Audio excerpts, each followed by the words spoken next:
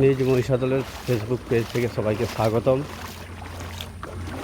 আজকে চলে এসেছি, যে ভারী বৃষ্টি হয়েছে সবাই জানো, সেই ভারী বৃষ্টির কারণে কিন্তু পশ্চিমবঙ্গের বিভিন্ন জায়গায় কিন্তু বন্যা প্লাবিত জায়গা হয়ে গেছে।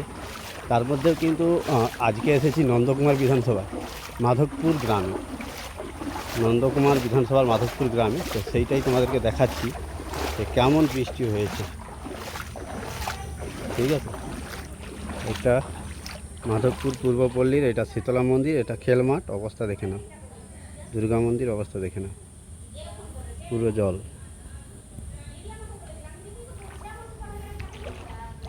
এইসব আইসিডিএস স্কুল, অবস্থা দেখে নাও।